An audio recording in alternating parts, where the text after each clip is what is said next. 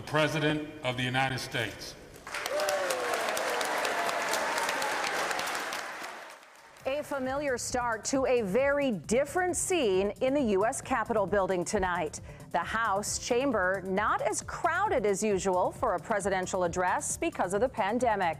But President Biden still set forth some bold goals in his first address to Congress. The president making his pitch for expanded child tax credits, free community college, and paid leave.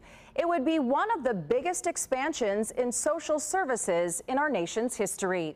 Good evening and welcome, everybody. I'm Luann Sorrell. Fox 35's David Bowden joins us live in Studio B tonight to break down the president's address. David. Well, Luann, tomorrow marks President Biden's 100th day in office. Tonight, he laid out his vision for the future.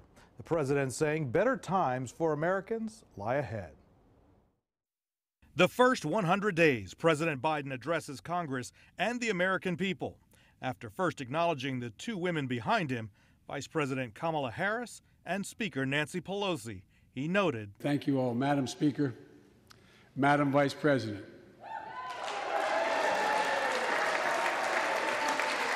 No president has ever said those words from this podium. No president has ever said those words. And it's about time." The president quickly went into the COVID relief plan and how his administration pushed to get Americans vaccinated from the virus. We're already seeing the results.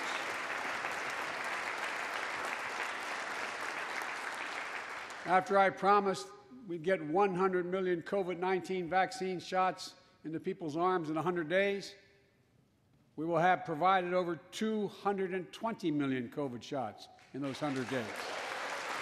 The president also laying out his American Family Plan. It would provide free universal preschool for all 3- and 4-year-olds, free community college. 12 years is no longer enough today to compete with the rest of the world in the 21st century. That's why my American Families Plan guarantees 4 additional years of public education for every person in America. And 12 weeks of paid family and medical leave. It's about making it easier to have families and to have growth again in this nation.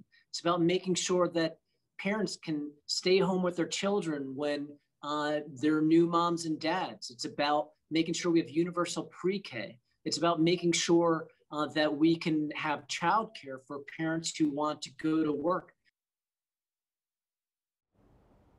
And the president also spoke about the link between climate change and economic growth. Live in Studio B tonight, I'm David Bowden, Fox 35 News. David, thank you. And just moments after the president's speech ended, South Carolina Senator Tim Scott delivered the Republican response. He says the president painted a picture of partisanship. But Democrats wanted to go it alone. They spent almost $2 trillion on a partisan bill that the White House bragged was the most liberal bill in American history.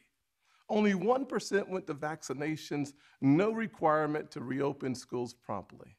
COVID brought Congress together 5 times. This administration pushed us apart.